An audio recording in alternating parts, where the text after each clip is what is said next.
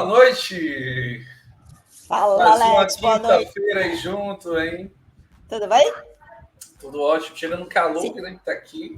Senti Mas o saudades, né? resto, Quinta passada não estivemos cá, né? sim, é Então, verdade. Mas saudades. em contrapartida, nessa próxima quinta-feira, que é feriado, a gente vai ter um evento especial. Já vou dar um spoiler aqui, Muitos. tá? Muito Vamos especial. trazer aí o CEO do Scrum.org. Scrum.org, para quem não sabe, é um dos fundadores do framework Scrum. Vamos entrevistar e vai ser a nossa primeira live em inglês, né? Exatamente, vai ser a nossa primeira live em inglês, então é um convidado muito especial e infelizmente não temos como fazer em português, teremos que fazer em inglês, mas com certeza a galera vai conseguir acompanhar e vamos conseguir partir aí para uma coisa bem legal, vai ser uma experiência bem única. E quinta-feira é feriado no Brasil, então É um ninguém feriado, então vai tem. ser especial. Eu vou estar de Londres, eu vou estar em Londres, vou estar do hotel, vou estar fazendo essa live lá, que é um momento especial para a gente, né? Entrevistar uma das organizações que criou o Scrum, né? Que é o Scrum Alliance e o Scrum.org. Mas vamos falar de hoje. Hoje nós temos Vamos uma live falar de super hoje, especial, então. né? Muito obrigada pela presença de todas. A gente só vai dar aqueles pequenos minutos aí de entrada para as pessoas conseguirem entrar. Então, mais uma quinta-feira, bem-vindos a mais um IT Chat, onde nós compartilhamos experiências valiosas aí com a comunidade. Para quem não me conhece, meu nome é Rosane Marques, eu sou fundadora da IT Recruiter e da Nivus, né, aqui em Portugal, sempre acompanhada aí do meu grande companheiro Alex Seles. Então, a gente agradece a presença de cada um de vocês e eu espero realmente que aproveite ao máximo esse evento, que tivemos aí vários pedidos para falar de arquitetura. Ih, já estou dando spoiler aqui, falar de arquitetura de software, já dei um spoiler, mas todos já sabem. E aí tem muita gente inscrita, estamos só deixando as pessoas entrarem. Vamos lá, Alex. Tem uma situação que eu acho bem interessante, porque por conta de que atualmente a cloud, a inteligência artificial tem sido uma demanda muito alta para profissionais de tecnologia, acho que a gente falar um pouquinho também de arquitetura está dentro do escopo, né? Está dentro do que o mercado hoje de tecnologia está aquecido. Então, se você hoje é um profissional que está em migração de carreira ou já atua em tecnologia e quer acompanhar os trends, as tendências, a arquitetura de software a gente não pode deixar de pensar de uma forma escalável, que Exatamente. Então, nosso tema de hoje, arquitetura de software, evolução de uma forma escalável. Então, nós vamos explorar como as empresas e os desenvolvedores podem atualizar e escalar sistemas de software de maneira que mantenha a qualidade, que é super importante, a garantir as evoluções, não comprometendo a estabilidade e a eficiência. Então, vamos direto ao assunto? Vamos trazer aí logo o nosso convidado especialista. Vamos lá, mas só antes de... Rodrigo Ferreira. Chama o Rodrigo. Seja muito bem-vindo, Rodrigo. Olha, eu queria fazer uma breve apresentação do Rodrigo, depois eu vou pedir a ele para poder se apresentar aqui para a comunidade. Para quem não conhece o Rodrigo, ele é engenheiro de software sênior há 17 anos, né? Atua na área. Ele é especializado em Node, PHP e Java. Também ele tem experiência com ciclo de desenvolvimento do software end-to-end. Ele também é professor e líder de equipe de desenvolvimento. Seja muito bem-vindo, Rodrigo. Obrigado, é um prazer estar aqui, né, compartilhando conhecimento. Esse lugar aqui é uma rica fonte de conhecimento, tem muitas palestras, muitas lives tops aqui. Então, é um prazer enorme estar aqui nesse momento. Você falou a palavra certa, Rodrigo, compartilhar conhecimento. Essa é uma das coisas que nós mais gostamos de fazer aqui na IT Recruiter, é compartilhar conhecimento. Então, muito obrigada pela sua presença. E eu já vou começar, porque temos aí muita gente entrando, mas a gente já vai começar hoje, a coisa hoje vai ser quente, que é para quem assiste sempre, eu sempre gosto, né, da primeira pergunta, começar do começo, né? O que é arquitetura de software? E qual o objetivo de quem trabalha nessa área, com essa área de arquitetura de software? Então, a arquitetura de software, né, ela é a base, ela é a estruturação do teu software. Se a gente fizer um paralelo aqui com o corpo humano, A arquitetura de software seria o nosso esqueleto, né? A forma que o nosso esqueleto ele é disposto será o nosso formato. Então, nós temos esse formato porque nós temos essa constituição e o nosso esqueleto, a nossa base, ela é formada desse jeito. Assim como o software, né, tem a sua base formada pela arquitetura. É a sua fundamentação, é a sua fundação principal. E é na arquitetura de software que você tem a sua estratégia de acomodação dos seus módulos, né? É a arquitetura de software que vai ditar como que você evolui o seu sistema, de que formas, com quais estratégias. Então, é disso que a gente vai falar um pouco hoje, né? De como que a gente vai evoluir e de como que a gente evolui de uma forma mais sustentável e escalável. Então, respondendo, basicamente, a arquitetura é a base fundamental de como você está fundamentado o seu software, né? De como ele vai se evoluir. Diante dessa pergunta que a Rosane fez, eu queria entender o seguinte: por que é importante pensar em arquitetura de software a longo prazo, quando a gente vai construir a nossa aplicação? Qual é essa importância de eu pensar logo no início de ter uma boa arquitetura de software? Isso é uma pergunta bem importante, porque pensar em arquitetura de software é como você pensa na evolução, né? Um software, ele não é uma coisa estática. O software é feito para evoluir, para ganhar novas funcionalidades. E para que você possa evoluir o seu software, né, ganhar funcionalidades, agregar cada vez mais valor para o teu cliente, inovar com o teu software, você precisa, durante esse processo, garantir robustez e escalabilidade. E para dentro de casa, você precisa garantir manutenibilidade, você precisa garantir baixo custo na hora de você fazer a evolução do seu software. Então, por isso que a gente precisa pensar na arquitetura de software. E o legal é que, se você pensar na arquitetura de software no começo do projeto, você garante aí, você larga na frente, né, de evitar problemas na evolução, você evitar retrabalhos na evolução, né? E a arquitetura de software não é algo que você invente na hora, ou que você tenha que pensar na hora, né?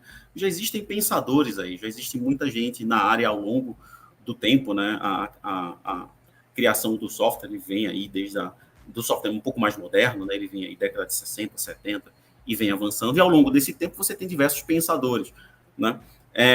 Poderia destacar aqui o famoso Uncle Bob, né? Que quem é da área pode conhecer essa grande figura irreverente que temos aí no mercado, né? Ele criou livros como Clean Code, Clean Architecture, né? Você tem também o Martin Fowler, que ele fala sobre uma coisa que é pouco conhecida, que é o Patterns of Enterprise Application Architecture, chamado de POEAA.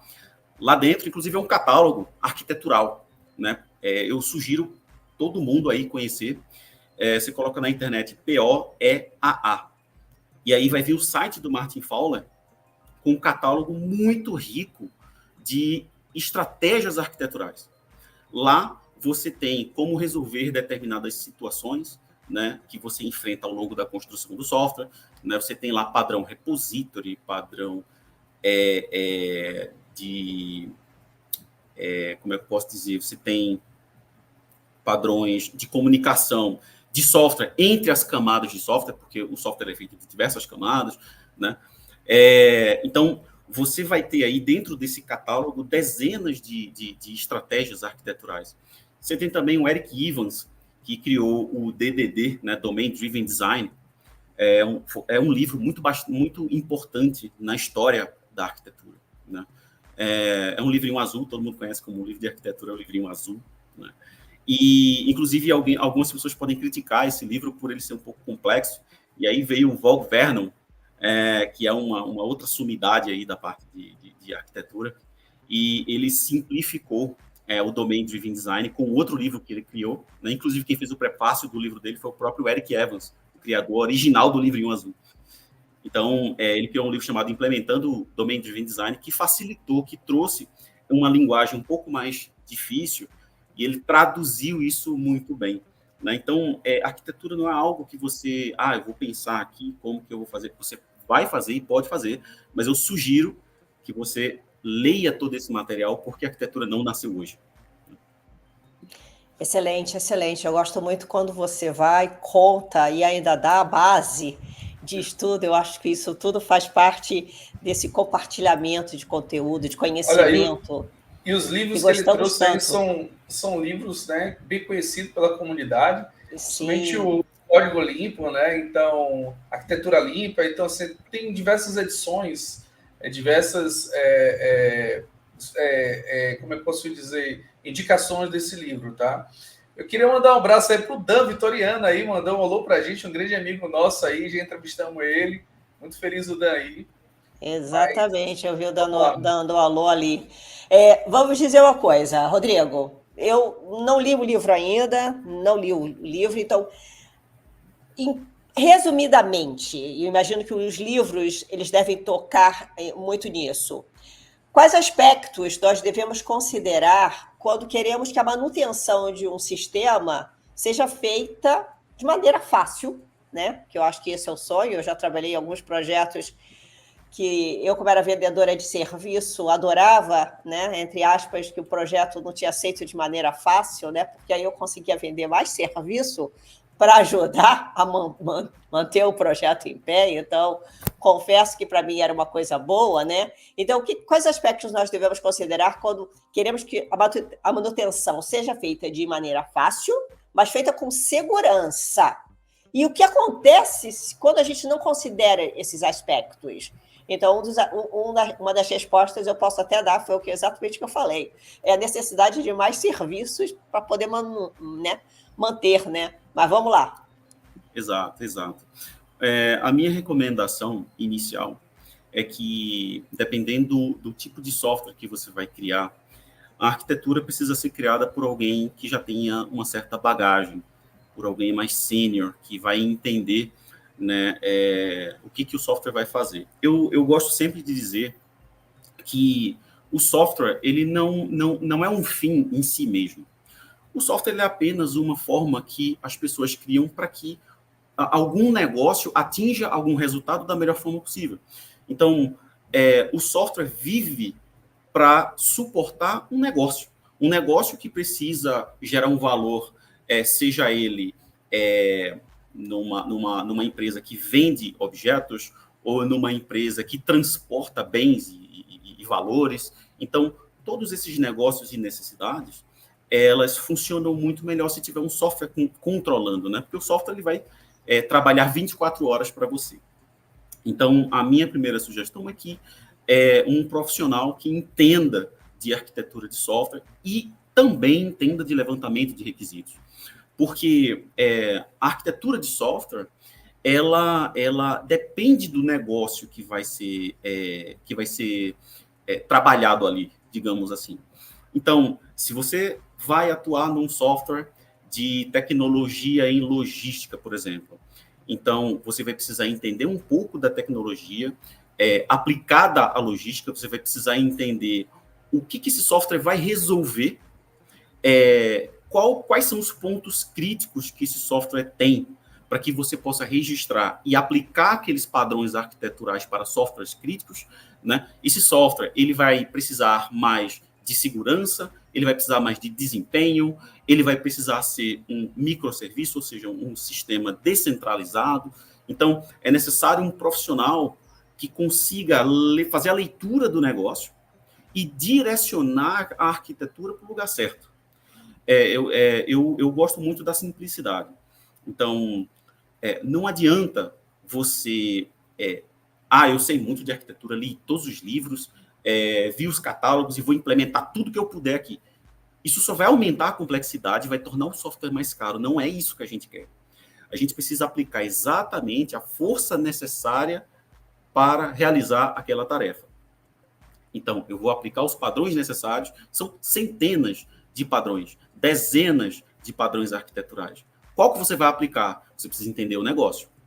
E você tendo o profissional adequado para fazer a leitura do negócio, para que ele possa determinar quais padrões arquiteturais você vai seguir, os aspectos que devemos considerar, respondendo agora a tua pergunta, a modularidade é uma delas. Então, o quão modularizado o teu negócio é para que o software reflita essa modularidade. Então, o software, ele nasce da mesma forma que o negócio vai operar. Se o seu negócio é dividido em 5 frentes, eu tenho aqui vendas, eu tenho...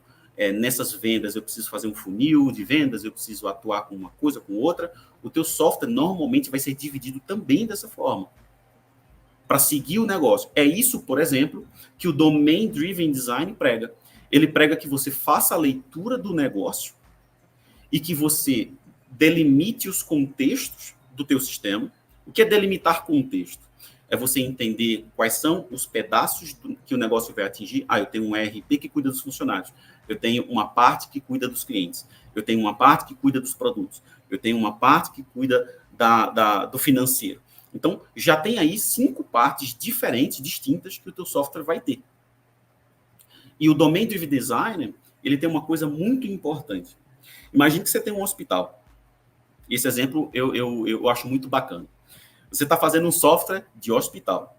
Você tem a parte financeira e você tem a parte de atendimento e cuidados. Na parte de atendimento e cuidados é lá onde o sistema vai registrar a data que você entrou, a hipótese diagnóstica que você teve, se tiver alguma doença já registrada, é lá que vai ter. Lá vai ter os remédios que você vai tomar, beleza? E nessa parte desse software, você é um paciente, beleza? Você está lá como paciente, você está lá para tomar os medicamentos.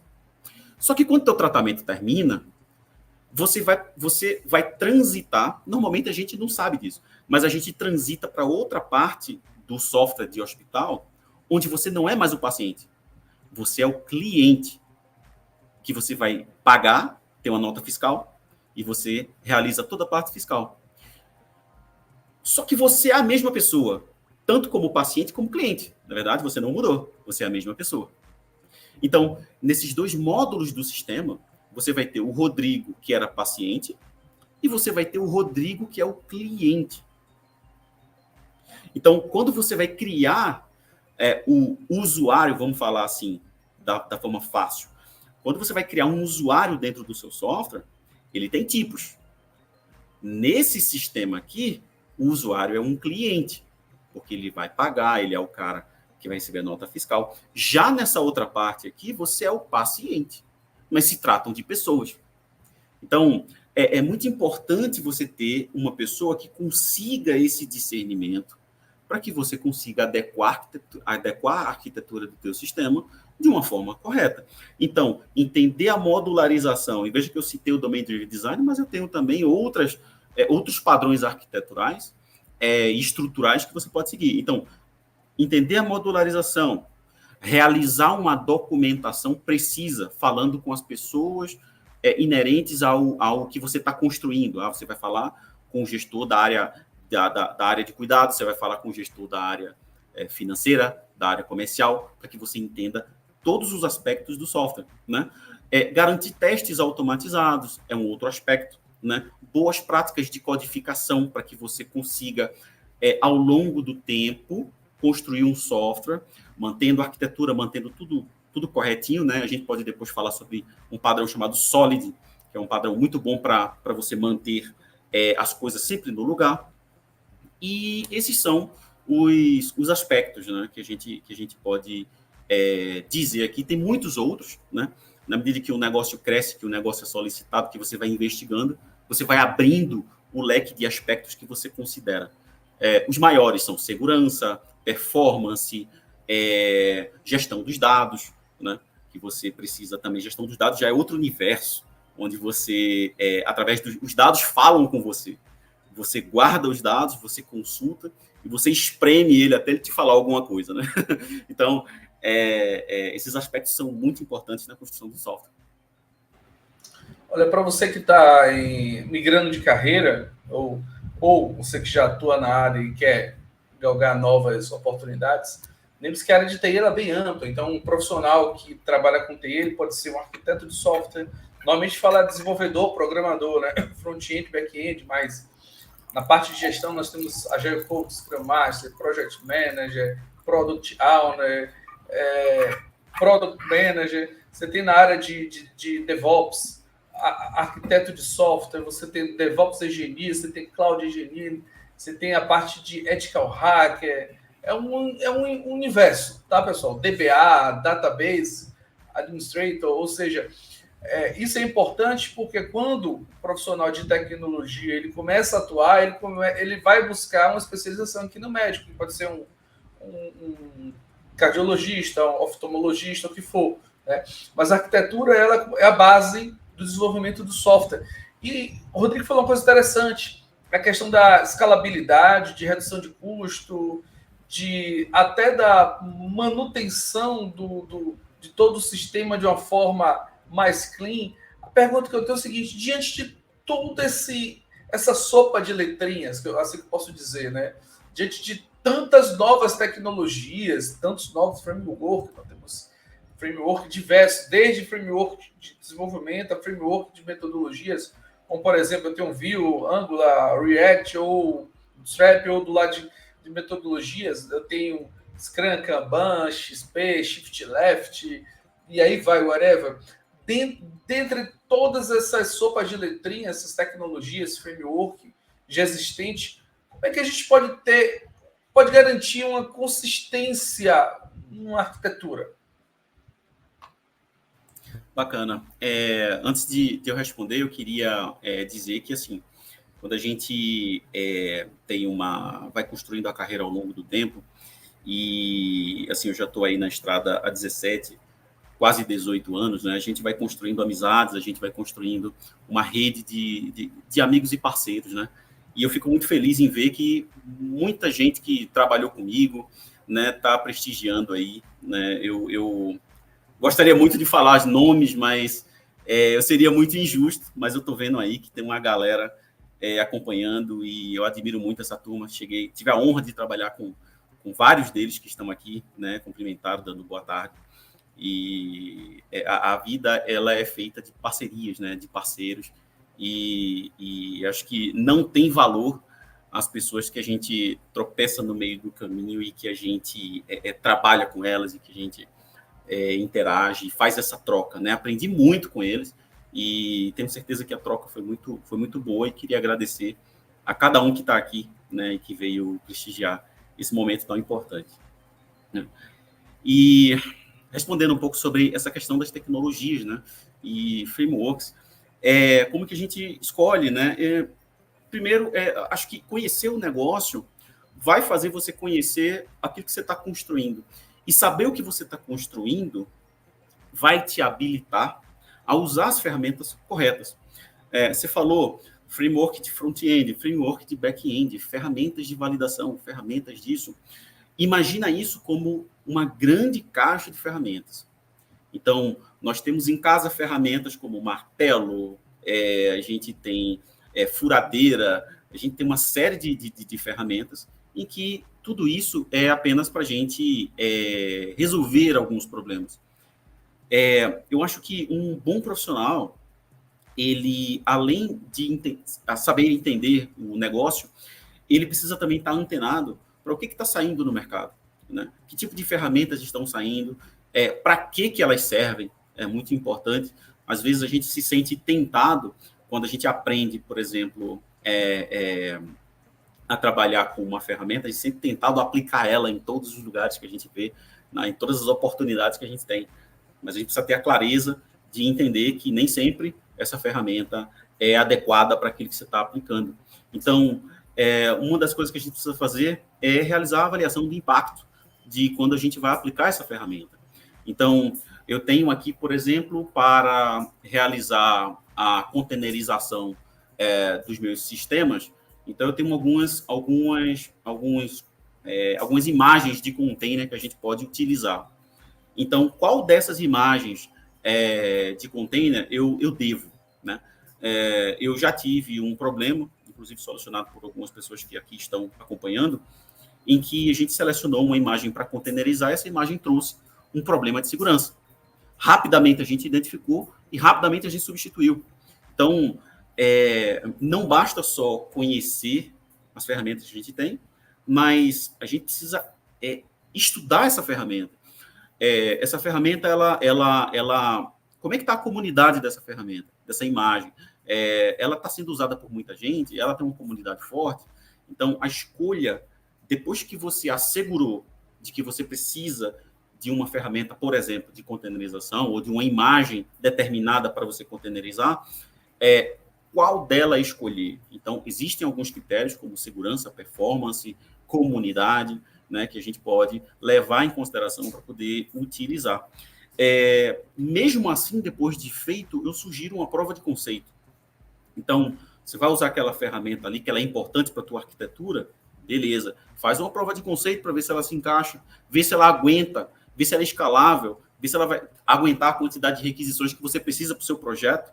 Veja se ela tem os requisitos de segurança necessários para que você possa implementar isso dentro do teu projeto. Afinal de contas, você está aplicando num sistema onde tem muito dinheiro aplicado, onde você tem clientes ali utilizando o teu sistema, e isso não pode parar. Essa ferramenta, ela tem uma boa documentação, ela é bem documentada. Essa ferramenta, por exemplo, ela tem diversos casos de problemas e resolução de problemas. Então, é muito bom a gente ter um FAQzinho lá, legal, onde você pode ler os problemas que as pessoas tiveram, as issues que foram abertas para essa ferramenta e como elas foram resolvidas, né? Essa ferramenta, ela possui testes unitários, então é um outro aspecto importante. E o principal, que eu gosto de falar, é a tua equipe.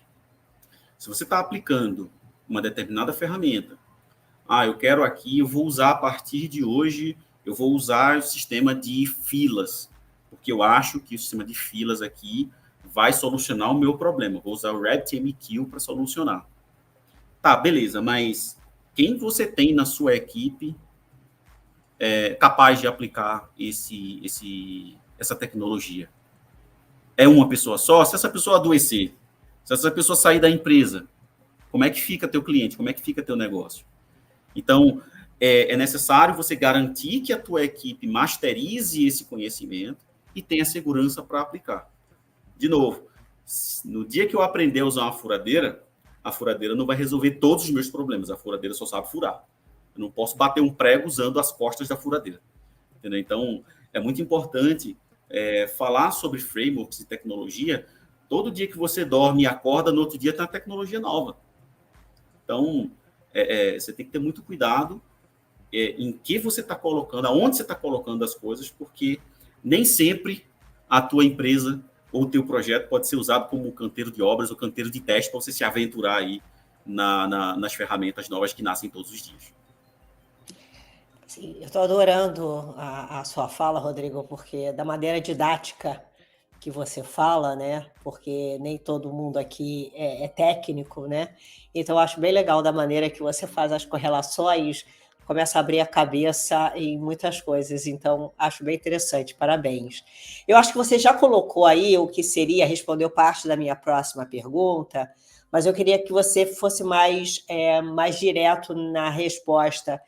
Quais são as melhores práticas ou quais são as principais práticas que você adota para manter a qualidade e a estilização do código ao longo do tempo? Eu vi que você já comentou sobre documentação, e a gente vê isso em vários dos projetos onde a IT Recruiter tem pessoas trabalhando aqui em Portugal ou no Brasil. Um dos problemas já inicia falando assim, não há documentação. Aí, ufa, todo mundo arrancando os cabelos. Então, quais as práticas que você consegue falar para a gente conseguir manter a qualidade e a estilização do código ao longo do tempo? Como você falou, se acorda no dia seguinte tem uma coisa nova. E aí? Interessante, né? Interessante, porque essa pergunta ela foca muito na qualidade, né? Como que a gente pode tratar a qualidade do código. E qualidade do código, ele é um assunto bem importante, porque essa qualidade do código, ela garante a manutenibilidade, né? Ela garante que, ao longo do tempo, a evolução do teu software vai continuar sendo suave, que nenhuma feature que você vai desenvolver vai ser disruptiva para a tua arquitetura ou para o teu estilo de codificação. Então, existe uma máxima que diz assim, um mau desenvolvedor, ele é um grande, como é que eu posso dizer, empreendedor, porque um mau desenvolvedor garante o emprego de outras pessoas. Por que um mau desenvolvedor garante o emprego de outras pessoas? Porque um mau desenvolvedor vai produzir mau código, e um mau código precisa de muita gente para manter. Então tem essa brincadeira que a gente faz, né? E quando você desenvolve um estilo de codificação, quando você desenvolve um método e uma base de codificação, onde todo mundo precisa seguir a partir daquele ponto, você pode criar ferramentas que pode guiar, eu ia dizer forçar, mas que pode guiar o desenvolvimento ao longo do tempo. Então, existe uma ferramenta chamada linter, tem vários linters no mercado. E o que o linter faz? Ele diz assim, para você criar nomes de funções funções são blocos de código que fazem uma coisa específica. Então, eu tenho uma função aqui chamada cadastrar um usuário, por exemplo, né? Que é quando a gente coloca nossos dados lá, CPF, nome, e isso é cadastrar. Então, tem uma função que faz tem o objetivo de cadastrar. O que um linter faz? Ele exige do programador algumas regras de estilização de código. Ele diz, olha, quando você vai escrever o nome da função que chama cadastro usuário, meu gato aqui tá correndo e brincando. Então, quando você precisa escrever, ele fala, olha, os símbolos de abertura e fechamento precisa estar na mesma linha do nome da função. O nome da tua função, ela precisa ser um nome mais longo, não pode ter 2 ou 3 caracteres. O nome das tuas variáveis precisa ser assim, assim, assim. O tamanho de linhas da tua função tem que ter até 20 linhas. Porque se eu deixar livre, o cidadão cria uma função com todos os objetivos do negócio dentro, e não pode, você tem que segmentar, né? Você tem que dizer, cada função faz uma coisinha específica. Tem programadores que colocam todos os objetivos numa mesma função. Aí você tem uma função com 500, 600, 800 linhas e fica uma bagunça. Então, o que o linter faz? Ele diz, olha, só aceito até 20. E como é que ele faz isso? Você não consegue enviar o código para produção sem que essas regras sejam obedecidas, entendeu? Então, é muito importante você ter essa ferramenta, porque essa ferramenta reduz a quantidade de bagunça que a pessoa pode desenvolver.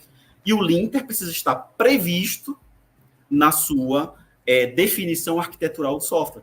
Então, qual linter que a gente vai usar? Quais as regras que vamos implementar nesse linter, né? Testes automatizados também faz parte de como que a gente pode garantir qualidade. Então, como que funcionam os testes automatizados? Se você tem uma funcionalidade para desenvolver, você já sabe, porque você sabe o que ela resolve, o negócio e tal, você já sabe que regras ela precisa obedecer. Então, por exemplo, se você tem um cadastro, e no cadastro você está pedindo a data de nascimento, só por ser data de nascimento, o seu teste automatizado, você escreve que aquela data não pode ser uma data anterior, superior a hoje, porque você não pode nascer amanhã. Você não pode ter uma data onde o resultado da idade da pessoa é maior que 300. Não existe ninguém até hoje com 300 anos. Então, tudo isso você escreve antes de escrever o código. O nome dessa prática chama-se TDD. Então, primeiro você escreve as regras que o programador deve seguir na hora de escrever o código. Com isso, você garante previamente que você está com a cabeça livre para pensar naquilo que o programador precisa obedecer, né? E existe uma técnica que ela é incluída dentro do processo de criação de software, mas digamos que ela não é muito bem vista por alguns gestores, digamos assim, que é a refatoração contínua. Porque a refatoração, o que é? É alguém olhar, por exemplo, você fez o programador escreveu uma tela de cadastro. Aí, essa tela de cadastro, ela vai passar por todo um processo de revisão, de testes, né? Revisão para ver se o código está ok, se ele não está desobedecendo algumas coisas ou se ele não está com problemas de performance, né? O teste para poder saber se ele está funcionando conforme esperado.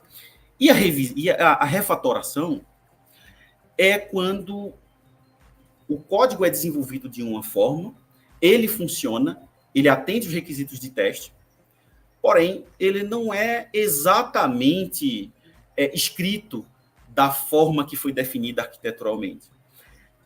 Se você não tem essa etapa, essa solução vai para o ar e você gera um negócio chamado débito técnico.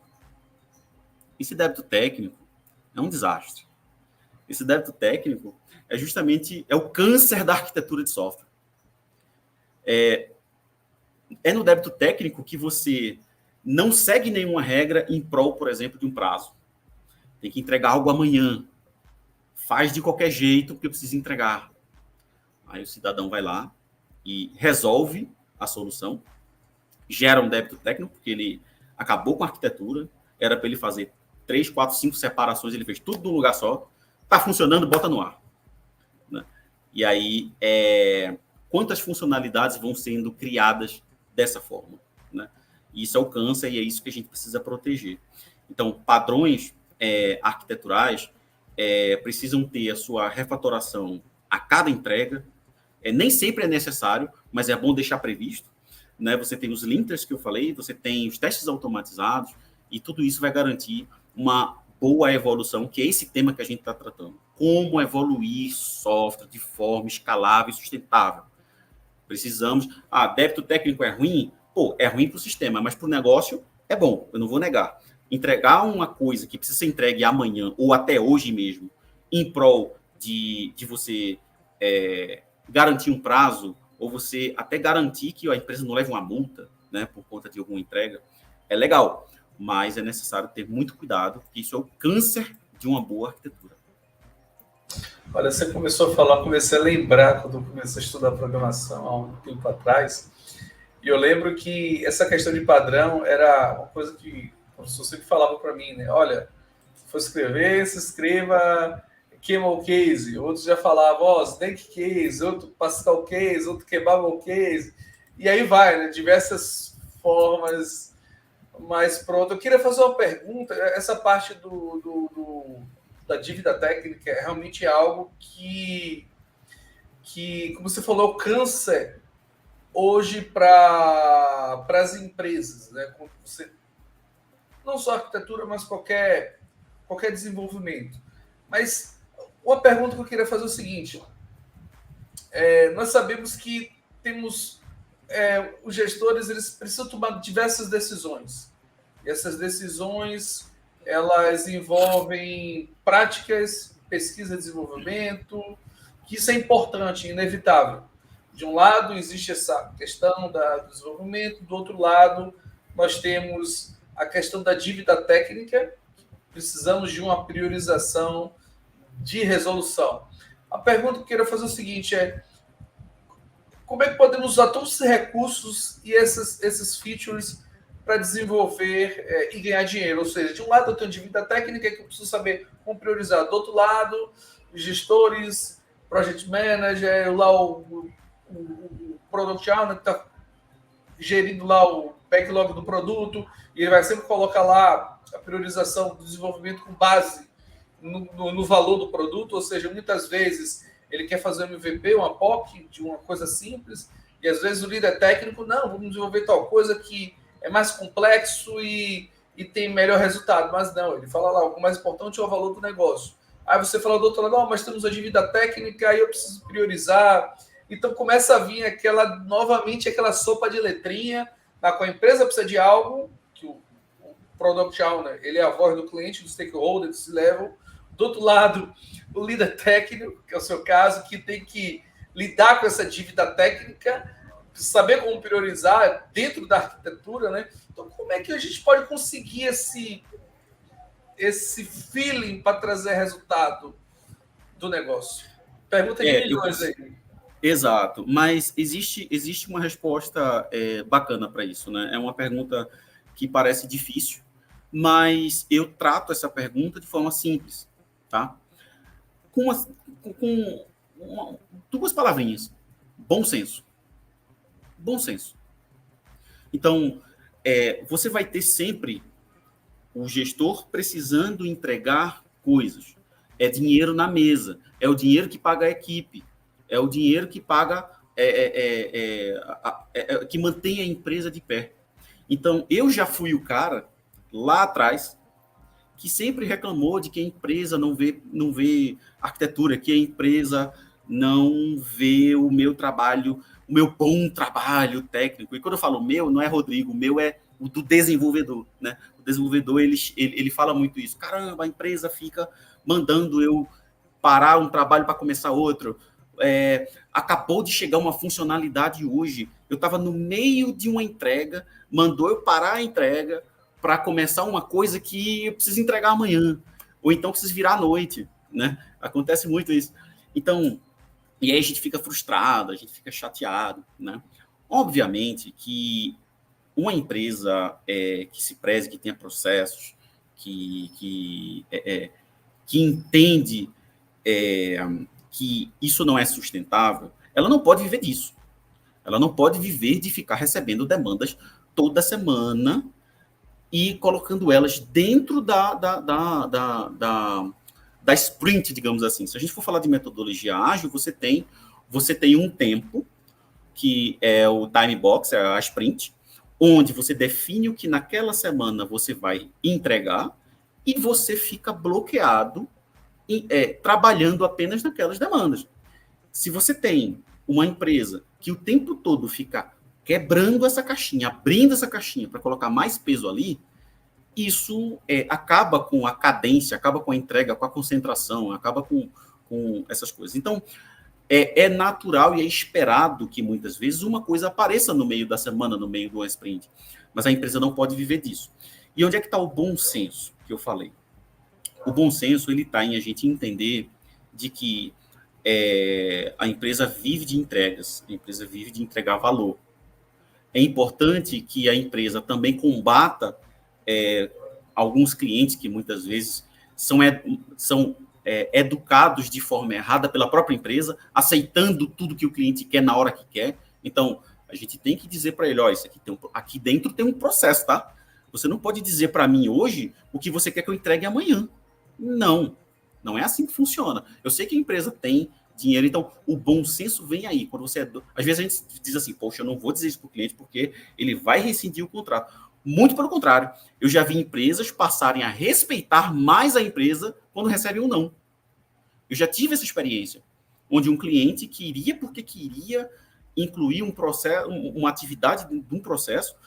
Dentro desse processo, eu tinha a atividade dele mesmo, que eu iria atrasar as atividades dele mesmo para incluir uma outra que ele queria. E eu cheguei para ele e disse, não. Aí ele falou que, eu entendo, beleza, realmente, se fizer isso, vai atropelar tudo, e eu respeito, vamos entregar na outra. Ele chega para você dizendo que é urgente, que não pode viver sem isso. Quando você justifica que não pode entregar, ele fala, tá bom, então vamos botar para a semana que vem. Entendeu? Então, assim, é muito interessante isso. Então, esse bom senso, ele tem que vir de... a gente precisa assumir débitos técnicos, porque alguns débitos técnicos precisam existir para que a empresa saia de uma enrascada ou saia de uma situação onde você realmente precisa entregar aquilo ali. Às vezes, é uma emergência que acontece, é alguma coisa que quebra e você precisa parar tudo para resolver, e aí você resolve isso usando um débito técnico da forma mais rápida possível, mas a solução para você reduzir ou até zerar as dívidas técnicas seria você registrar essas dívidas técnicas e não deixar elas morrerem. Primeiro você registra. Acabei de resolver uma urgência. No software você tem várias camadas, sabe? Você tem uma camada que fica mais próxima do usuário, que é onde você resolve as coisas da interação com a tela do usuário. E você tem as partes que você tem mais próximo do banco de dados, onde você resolve as soluções mais próximo do banco de dados. Então, às vezes, a solução mais rápida está no lugar errado. E aí você resolve, porque tem que passar essa chuva, né? Mas o ideal é você registrar. Você registra e você prioriza. Depois que você gerou um backlog de dívidas técnicas, você tem que começar a incluir essas dívidas técnicas na sua próxima rodada de entregas. Você coloca 1 ou 2, você coloca 3 ou 4, né? No Scrum, se vocês quiserem abordar mais à frente, como metodologia ágil, a gente tem uma quantidade de pontos que o time consegue suportar na hora de desenvolver alguma feature. Então, vamos supor que o time consegue suportar aí 100 pontos por sprint. Então, você não entrega esses 100 pontos para o Product Owner escolher o que ele quer resolver. Entrega 80, entrega 70, porque esses 20 ou 30 vão ser das dívidas técnicas que você precisa resolver. Porque senão aí vai virar um câncer na tua arquitetura. Eu já vi débitos técnicos, resoluções de débitos técnicos se transformar em arquitetura. Ou seja, é como se aquele câncer que está ali se transformar num órgão. Vocês conseguem imaginar? E aí você conviver com aquilo ali como se fosse um novo órgão do seu corpo. Não pode.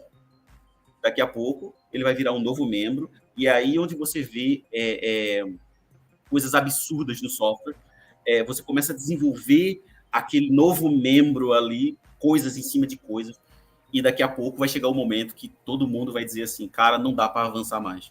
É necessário fazer uma refatoração geral. Aí o gerente vai perguntar, quanto tempo leva para fazer a refatoração geral? Aí você vai responder, vai levar 10 meses, 11, 12, 13, 15 meses. Ele vai dizer, eu não aprovo. Eu não aprovo. Então, tudo isso que a gente está conversando é para que não se chegue nesse ponto.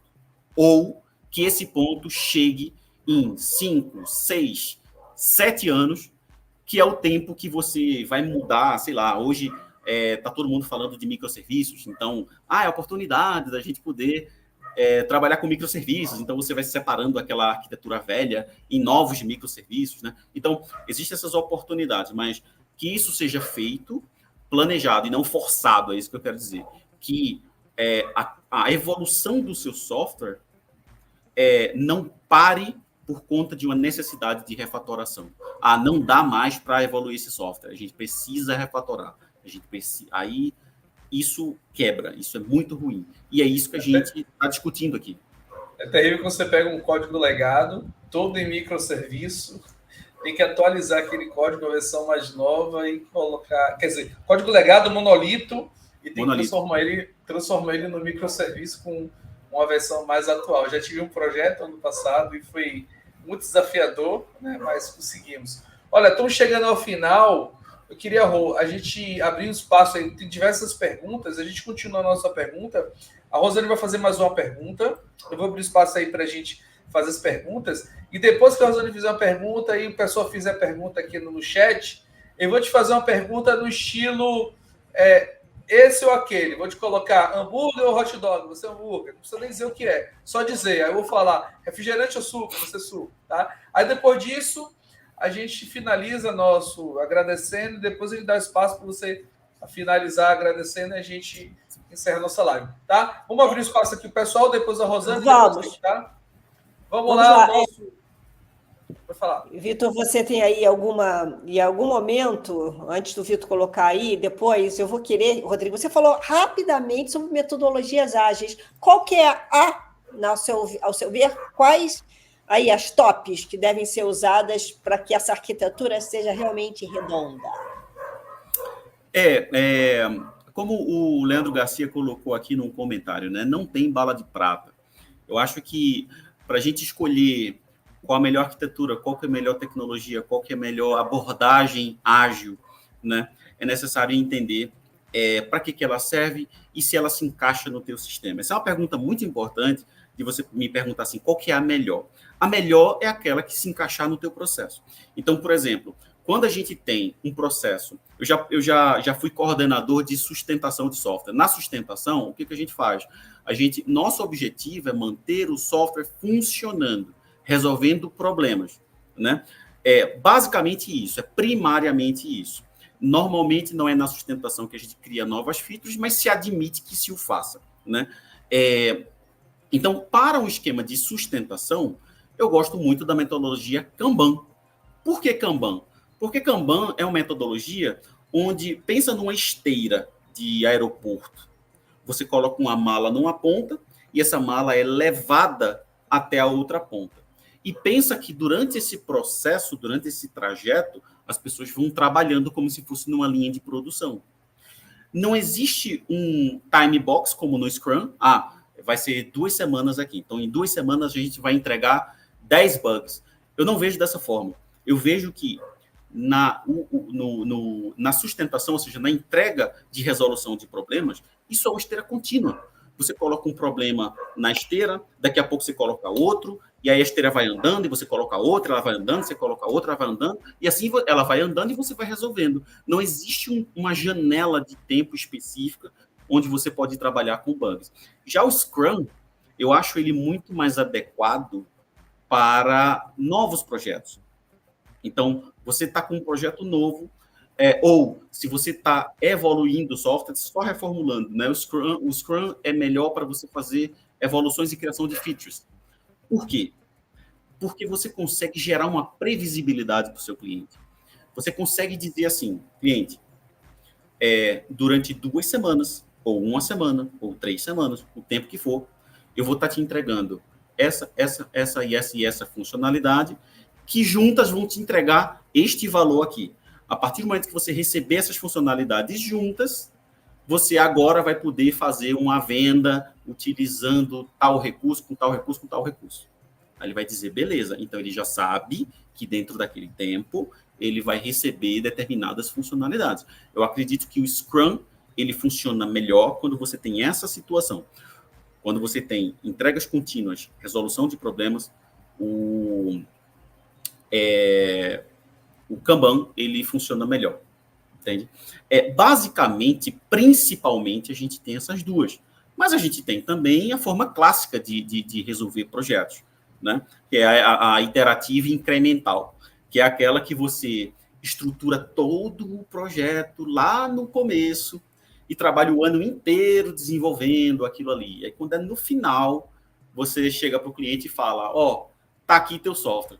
Aí o cliente, velho, a gente conversou em janeiro, não foi? Agora é dezembro e 20% dessas funcionalidades aqui eu não vou usar mais e 70% vão funcionar de uma forma diferente. E aí, como é que a gente faz? Depois que você entregou, depois que você trabalhou, depois que você pagou o funcionário, depois que você recebeu o dinheiro. Então, com isso nasce essa metodologia ágil, onde você gera entregas de valor, né? E a metodologia ágil, o que ela permite? Ela permite uma coisa incrível. Ela permite mudanças. Mudanças acontecem. A única coisa constante que você tem no projeto é a mudança. É a única coisa constante que você tem. Então, ele vai te permitir experimentar aquelas primeiras funcionalidades que você solicitou, você vê se é bom ou se é ruim, e para as próximas iterações, ou você avança com o projeto, ou você muda aquilo que você recebeu. Então, é muito interessante como que a gestão de projetos ela evoluiu, né, para o que a gente tem hoje. E aí, quem não é muito adepto à gestão ágil, quem é mais adepto a essa forma antiga, está meio que misturando, né? Agora está fazendo entregas iterativas e incrementais ao longo do tempo para não cometer esse erro de chegar lá no final e o cliente já não ter mais. O mundo está muito dinâmico, né? Hoje você precisa, amanhã você já precisa diferente. É um pouco disso. Esse é o papel da metodologia e da gestão ágil no momento, no mercado. Legal, interessante. Eu acho que a gente tinha que aí partir para as perguntas, né? Vitor, o que nós temos aí? Vamos lá. Temos aqui a pergunta do Júlio, ou seja, o arquiteto de software deve ter uma leitura do negócio do cliente e não somente conhecimento técnico. Quais os soft skills o arquiteto de software deve ter? Boa, eu vou responder rapidamente, né? Primeiro, bagagem. Primeiro, experiência. Ele precisa participar de diversos projetos durante a carreira e exercitar durante essa caminhada essas descobertas, né? As skills, você precisa ser um bom pesquisador, você precisa estar antenado ao que tem de arquitetura por aí. Eu acho que todo desenvolvedor precisa ler sobre arquitetura, até porque tudo que o desenvolvedor escreve vai estar preso a uma arquitetura. Então, ele precisa entender o porquê que ele está fazendo da forma que faz, por que ele está solicitando que seja feito da forma que alguém definiu. Esses porquês, eles vão trazer mais experiência e ordem tanto ao projeto quanto à pessoa. Então, skills, ele precisa entender de arquitetura, precisa ler todo esse material, precisa se desprender de tecnologia ou se desprender de linguagem, né? Cada linguagem resolve a mesma coisa de uma forma diferente. Então, ele precisa abrir a cabeça, abrir a mente para aprender coisas novas, né? E, normalmente, os profissionais, e é muito importante isso, normalmente você tem profissionais focados em alguma tecnologia, ou você tem profissionais mais generalistas, né? Que hoje em dia se criou o termo de profissional em T, né? Você tem aqueles profissionais que eram ditos como horizontais, que é aqueles que sabem de muita coisa, mas não tão profundo, né? Ele consegue visitar toda o ciclo de vida e as necessidades que um software tem, mas ele não é especialista em nenhuma.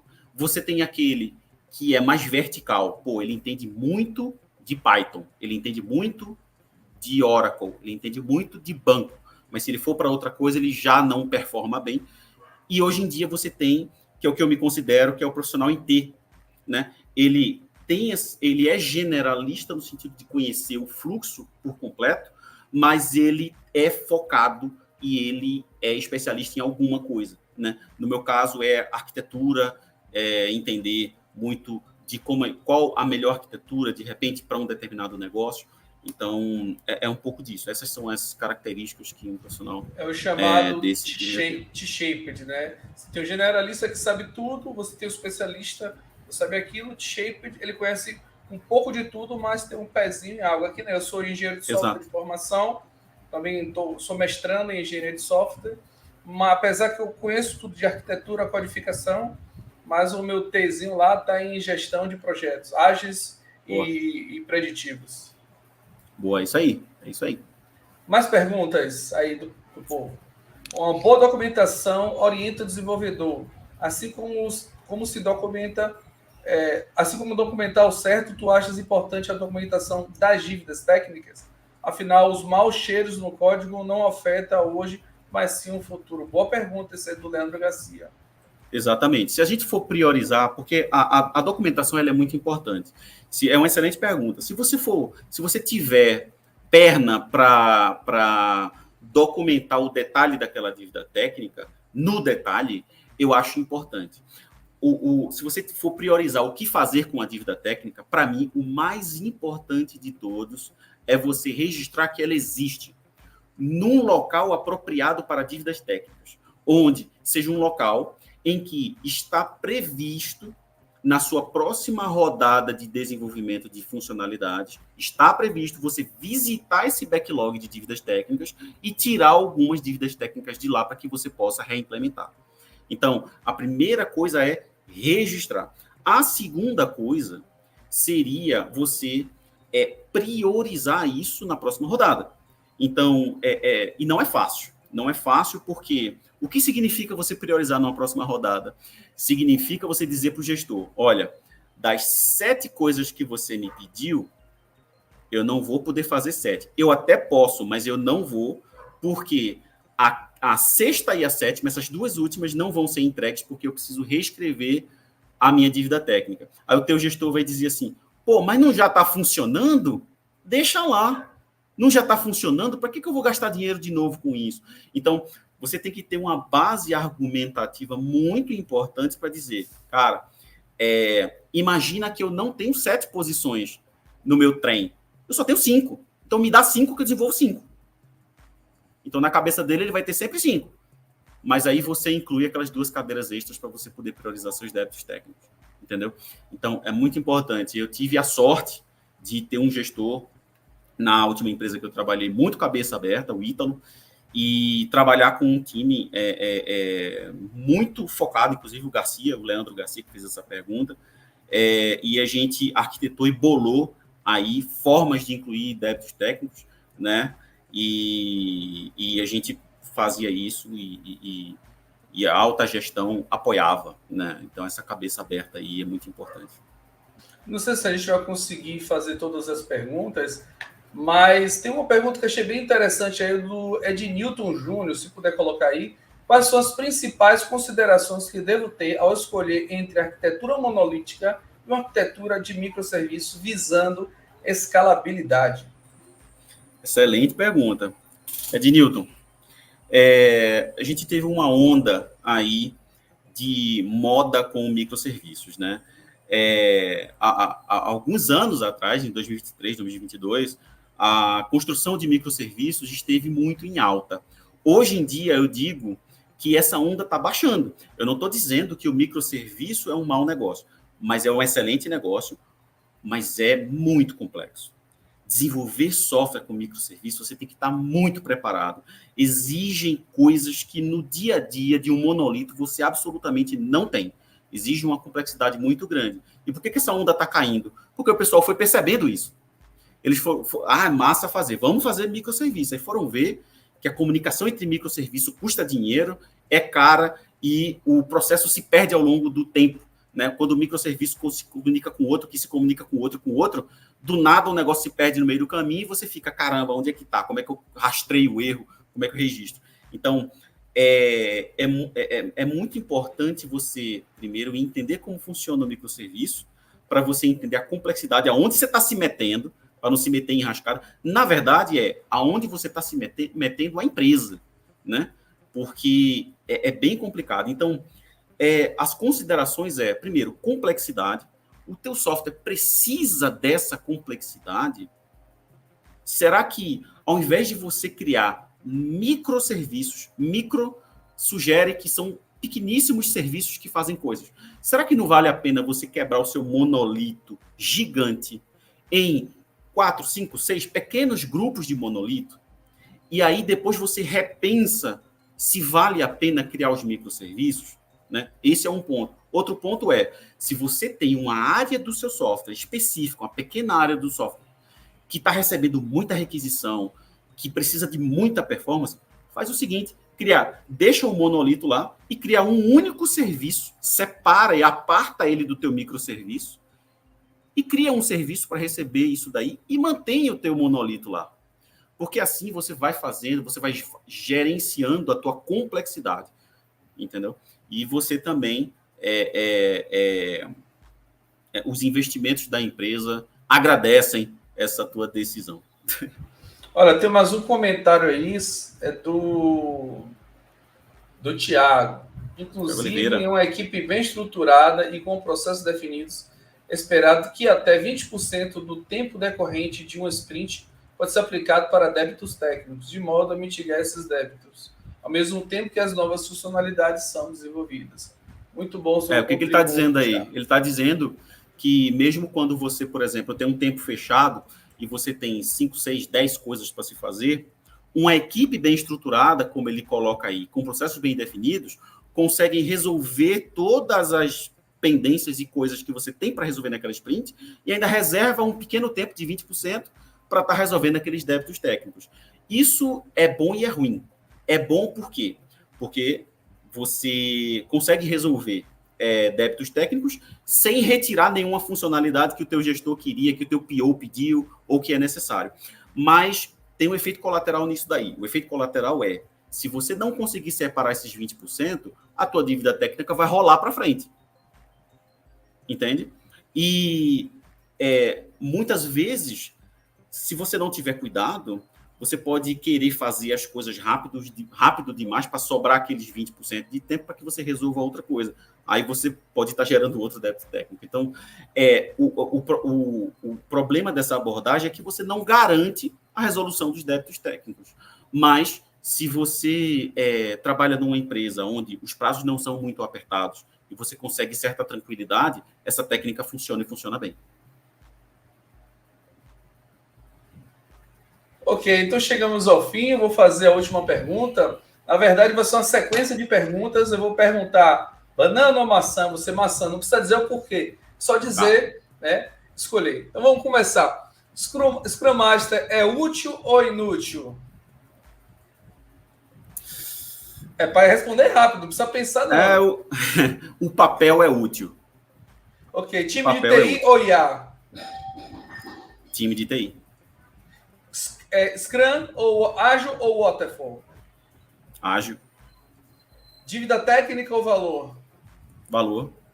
Microserviço ou monolito? Monolito, por enquanto. E o último, código limpo ou arquitetura? Olha, arquitetura. Um depende do outro. Ok, olha, eu queria agradecer aí o Rodrigo por ter participado aqui da nossa live. Tive bastante interação com as pessoas. Eu queria também agradecer a todos que participaram conosco. Fico muito feliz, muita gente de Portugal, da África e do Brasil tem participado. Rô, obrigado mais uma vez por estar aqui conosco, né? Senti falta na quinta-feira passada, mas obrigado por estar aqui conosco. Eu que agradeço também ao Rodrigo, vou deixar aí ele com a última palavra. Então, mais uma vez, super obrigada, mais uma quinta-feira fenomenal. Rodrigo, eu aprendi imensamente, então eu gosto muito quando a gente compartilha conhecimento, e principalmente quando a gente compartilha conhecimento com a didática que você coloca, então, para pessoas... aí o pessoal já perguntando aqui, ó, gostou da brincadeira, PHP ou Java? Estão perguntando aqui. Eu estava rindo disso. Gostaram da brincadeira? PHP ou Java? PHP ou Java, Rodrigo? Isso dá briga, viu? Isso dá briga. Ah, é? Então vou parar. Prefiro me abster. Então... Olha, a única linguagem de programação que eu nunca programei na minha vida foi o PHP. Eu programei Java, C++, C#, JavaScript, que eu tenho mais conhecimento, mas PHP não tem ideia para jogo. Ela é injustamente depreciada, viu? É isso que eu tenho. Né? Até o front-end, web, eu nunca fiz PHP, sempre foi em JavaScript. Vamos ter que fazer uma nova live chamada PHP ou Java. Então, mais uma vez... Se me chamar, tô dentro. Te agradecer a todos pela presença, muito obrigada mesmo. Lembrando que quinta-feira que vem estaremos aqui, e se tudo der certo, a gente está para confirmar, mas eu acho que vamos confirmar sim. Teremos o COO da Scrum.org, então da própria Scrum, o COO, que é o Eric Nailberg. Então vai ser uma live em inglês, mas eu acho que vai ser bem legal. Iríamos trazer o fundador do Scrum, mas ele não pôde, ele mandou o COO, tá? Então vai ser muito importante e bem interessante a nossa live. É daquelas assim, quinta-feira que vem, imperdível. Mas, Rodrigo, mais uma vez, adorei, achei o máximo. Muito obrigada, queria dar você o palco agora. Eu que agradeço, né? É um grande desafio você conseguir trazer um tema tão técnico como arquitetura de software, né? De uma forma leve, de uma forma que consigamos caminhar junto nessa discussão, né? Sempre um desafio. Eu, como gosto muito de passar conhecimento, é um mal meu de falar muito, então eu gosto muito de deixar a coisa assim no detalhe para que a pessoa possa pegar a ideia, usar exemplos didáticos, né, para você não. Mas que eu não. Eu gosto muito de passar conhecimento. Eu acho que é uma grande bobagem a gente segurar conhecimento na empresa em prol de uma promoção, em prol de subir de carreira, né? Eu acho que é a pior forma que você pode subir. Acho que o compartilhamento de conhecimento é a única coisa que, quando você entrega, você ganha, né? É a única coisa que, quando você divide com o outro, você fica com mais, né? Como é que é isso? Que matemática é essa? Só a matemática do conhecimento que nos traz essa vantagem. Então, agradeço demais o convite. Tem muitos outros temas e tópicos que a gente poderia aprofundar, e sigo à disposição sempre que vocês precisarem. Legal, já temos até gente aí querendo, dizendo que topa fazer aí um dos PHPs, outros do Java. Muitas vezes, quando a gente faz cursos gratuitos, a gente tem vários, as pessoas perguntam muitas vezes por quê, não tem nenhuma pegadinha, e eu brinco sempre que faz bem para o coração. Então, eu acho que compartilhar conhecimento faz muito bem para o coração, realmente. O Vitor aí dizendo que live incrível, didática mesmo para os leigos como ele, né? Como eu. Muito obrigada. Rodrigo, muito obrigada. Obrigada a todos. Até quinta que vem, se Deus quiser, lá com o CEO da Scrum.org. Não percam. Esperamos você lá, Rodrigo, na quinta que vem. Muito obrigada, Alex. Beijo. Solta a vinheta. Obrigada. Obrigada. Tchau, tchau.